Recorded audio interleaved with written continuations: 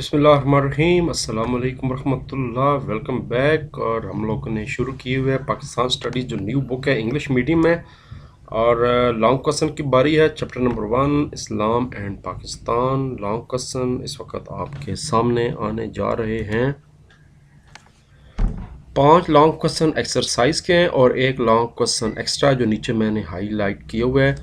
पहला सवाल है, इस्लाम is the ideological base of state. Discuss करें वही इस्लामी नज़रिया हयात नामी जमात का सवाल है। पहले 2 पेजेस पे तकरीबन है, अंदर से 1 बाय 1 चेक कर लेते हैं।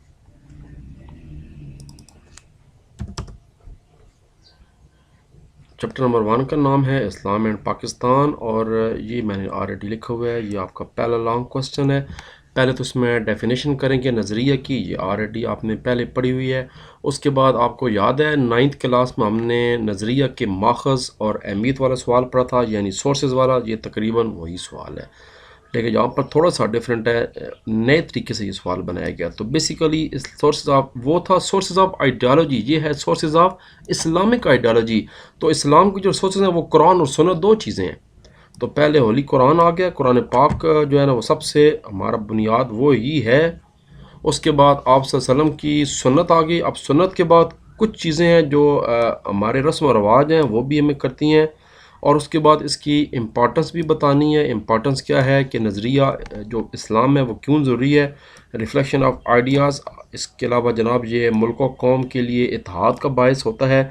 सबसे बड़ी बात कि अल्लाह तबारक व तआला के लिए ये जनाब जो हक़ अदा हो रहा है, अल्लाह ताला को आप खुश करने के लिए, अल्लाह ताला की खुशी के लिए जो है ना हम इस्लामी नज़रियात यानी अपनाए हुए, हम अपने मुल्क में जो इस्लाम नाफिज कर रहे हैं या जो हम खुद इस्लाम पर कायम हैं, तो उसकी सबसे बड़ी जो एक वजह भी है कि हम अल्लाह ताला के सामने पेश होने जा रहे हैं और उसके लिए हमें फिर काम करना पड़ेगा। Helpful in making right decision, सही फैसले करने के लिए भी हमें इस्लामी नज़रिए की ज़रूरत पड़ती है। और उसके बाद अपने सकाफ़त को फ़रोग़ देने के लिए भी हमें अपने नज़रियात की, इस्लामी नज़रियात की ज़रूरत पड़ेगी। यहाँ तक आपने सवाल करना है। छोटा सा सवाल है, आसान क्वेश्चन है। एक्सप्लेन द बेसिक प्रिंसिपल इस्लाम। ये सवाल जनाब 9th क्लास का आपको याद है, सबसे बड़ा सवाल था। अकायद, इबादत, अखवत, मसवात, ये वो क्वेश्चन है जी। Basic principle Islam page number 3 and 4 यहीं से शुरू हो जाएगा, आगे से ये है बेसिक प्रिंसिपल इस्लाम। पहले सोनिटी बतानी है, उसके बाद जस्टिस बताना है, अखवत अदल आ गया।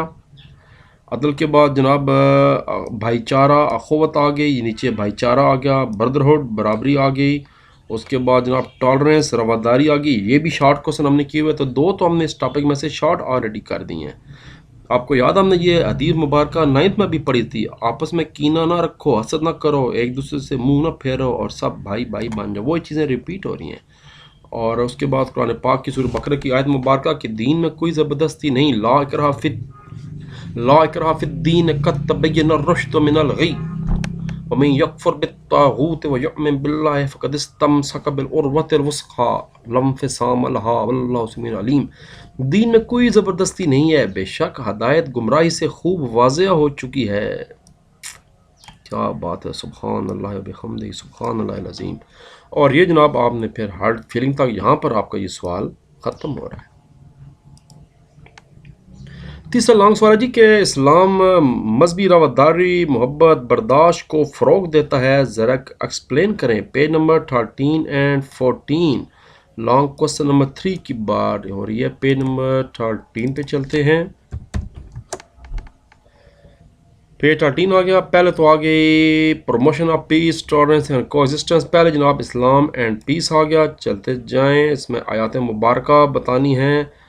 जिसने किसी जान को बग़ैर जान के बदले या ज़मीन पर बग़ैर फसाद में कत्ल किया, गोया उसने तमाम इंसानों को कत्ल कर दिया। सूरह माइदा आयत नंबर 32। अस्तग़फिरुल्लाह अज़ीम व अतूबु इलैह। और उसके बाद मज़ीद आगे चलते जाना है, हदीस शरीफ की बारी आ जाएगी। उसके बाद इस सवाल का दूसरा हिस्सा है कि रिलीजियस टॉलरेंस क्या है। इस्लाम तो बड़ा ही सुपर मज़हब है। इस्लाम तो बाकी तमाम मज़ाहिब के साथ मिल कर रहना चाहता है, क्योंकि हम पहले पढ़ चुके हैं कि मज़हब हर शख्स का ज़ाती मामला है। हमारा काम है कि हम अपनी तरफ से अपने मज़हब पे पक्के रहें, उस पर करते रहें। ब्लड तक जो है इसका जवाब मुकम्मल हो जाएगा। पेज नंबर 14, तो ये दोनों पेज हैं। اس میں حضرت علی رضی اللہ تعالیٰ عنہ کے بھی واقعات دیے گئے. پیج نمبر 13 اور پیج نمبر 14. چوتھا سوال ہے اسلامی اسٹیٹ آ گئی ہے. یہ اصل میں سوال دونوں الٹے ہیں. پہلے سوال یہ والا سوال کتاب میں پہلے ہونا چاہیے تھا، اور یہ جو ایکسٹرا سوال میں نے نیچے منشن کی ہے یہ سوال بعد میں ہونا چاہیے تھا. اس سوال میں بتایا جا رہا ہے کہ اسلامی فلاحی اسٹیٹ کن بنیادوں پر کھڑی ہوگی یا ہوتی ہے. اگلے جو ایکسٹرا سوال ہے جو پیج نمبر 5 پہ ہے وہاں یہ بتایا جا رہا ہے کہ اسلامی فلاحی اسٹیٹ اپنے شہریوں کو کیا حقوق دیتی ہے. تو اصولاً پہلے ٹاپک وہ ہونا چاہیے تھا، لیکن بہرحال اہم بات یہ ہے کہ دونوں ٹاپک شامل ہیں. تو پیج نمبر 7 اور 8 پہ چلتے ہیں.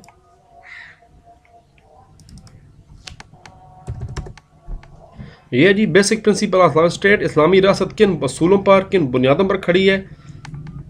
آپ صلی اللہ علیہ وسلم نے دنیا کی پہلی اسلامی ویلفیئر اسٹیٹ بنائی مدینہ منورہ کی، جس میں جناب بنیادی پرنسپل کیا تھے؟ توحید، ایکولیٹی، برابری، جسٹس، انصاف، موریلٹی، اخلاقیات، پائٹی، جناب آپ کا گناہ سے پاک اور نیکی یعنی اینڈ ایکوزیشن آف نالج، علم کا اصول اڈاپٹ کیا گیا. مدینہ کی اسٹیٹ پورے عالم اسلام بلکہ پوری دنیا کے لیے ایک نمونے کی حیثیت رکھتی ہے. اور آپ کو میں بتا دوں یہ آج جتنے بھی دنیا کی بڑی بڑی مشہور ویلفیئر اسٹیٹس ہیں، چاہے وہ اسکینڈینیویز ہوں، چاہے یورپین ہو، امریکن، کینیڈین ہو، آسٹریلیا، نیوزی لینڈ ہو، یہ بیسیکلی اس مدینہ منورہ کی اسٹیٹ پر قائم ہے، اس کو فالو کیے ہوئے ہیں. اور یہی وجہ ہے کہ وہ سروائیو کر رہی ہیں. ہم بظاہر تو اسلامی ملک ہیں لیکن دن بدن مسائل مسائل مسائل. اس کے بعد جناب عذاب الہی بھی ہیں، یہ کبھی سیلاب آ رہا ہے کبھی کیا. اس کی وجہ کیا ہے؟ اس کی وجہ یہ ہے کہ جناب حضرت علی رضی اللہ تعالیٰ کا قول مبارک ہے کہ کوئی اسٹیٹ کفر کی بنیاد پر تو قائم رہ سکتی ہے مگر ناانصافی ظلم کی بنیاد پر قائم نہیں رہ سکتی. تو یورپ بے شک آپ کے حساب سے یا ہے بھی وہ نان مسلم ہیں، شرکی ہیں یا کفر کرتے ہیں، پر جو وہ سہولتیں اپنی عوام کو دے رہے ہیں، جو انہوں نے امن و امان قائم رکھنے کے لیے کوشش کی ہوئی ہے، اس وجہ سے جو عدل ہے اور نظام ہے وہاں پر برابری ہے، اس وجہ سے وہ اسٹیٹ اب تک قائم ہے. ورنہ تو کب کی ختم ہو چکی ہوتی شرک کی وجہ سے اور کفر کی وجہ سے. لیکن اللہ تعالیٰ کا نظام ہے کہ ہر چیز اپنے ٹائم پہ ہونی ہے. تو بڑی زبردست حضرت علی رضی اللہ تعالیٰ عنہ نے یہ بات کہی تھی کہ کوئی بھی اسٹیٹ کفر کی بنیاد پر تو قائم رہ سکتی ہے مگر ظلم اور ناانصافی کی بنیاد پر قائم نہیں رہ سکتی. تو پہلا لا کیا ہوگا؟ اللہ تعالیٰ کی حکمیت ہوگی اس اسٹیٹ میں. بیلیفز، عقائد، عبادات، توحید، رسالت، عدلیہ، جسٹس، عدل ملے گا سب کو، برابری ہوگی، ایکولیٹی، ایکسپریشن فریڈم، اپنے بات کرنے کی آزادی ہوگی، ہیومن رائٹس، بنیادی حقوق حاصل ہوں گے، لوگوں کی فلاح بہبود کے لیے کام کیا جائے گا.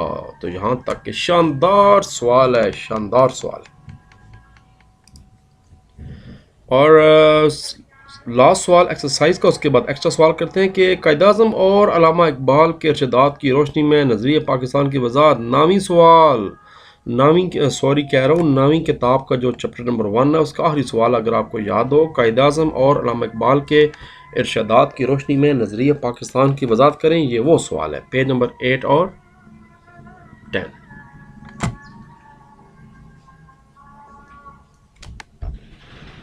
تو جناب چلتے ہیں پیج نمبر 8 اور 10 پہ.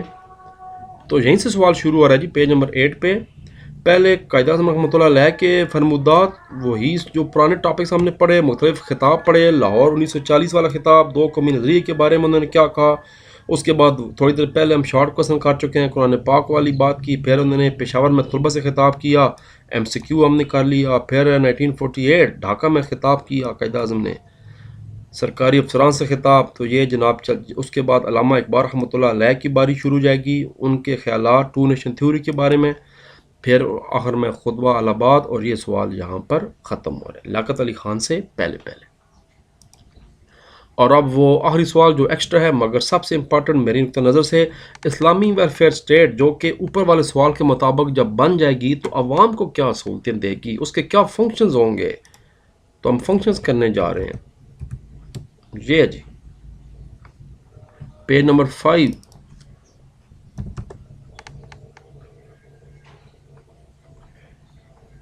جی جی پیج نمبر 5 پہلے تو وہی اس کی ڈیفینیشن بتانی جو ایکسٹرا شارٹ کوسچن بھی میں نے کرایا، اس کے بعد اس کے فنکشنز بتانے ہیں.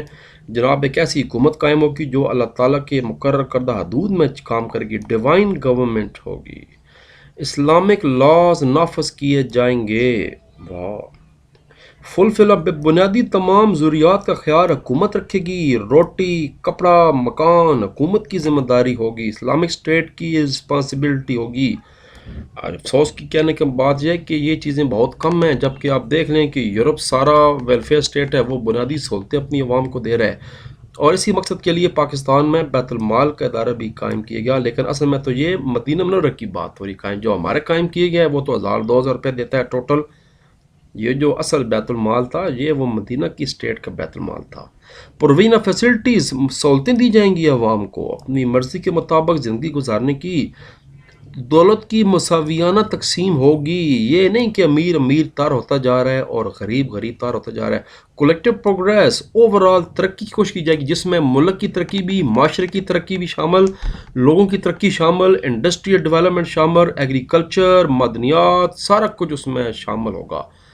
قانون لا اینڈ آرڈر ہوگا، قانون پہ عمل درآمد کرایا جائے گا، امیر غریب سب برابر ہوں گے. نیشنل ڈیفنس سسٹم مضبوط فوج چاہیے ہوگی.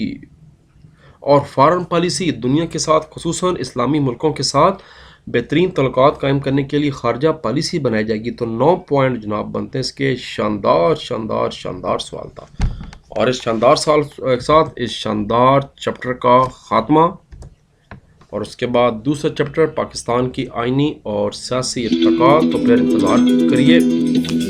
خوش رہیے. اللہ حافظ. پاکستان زندہ باد.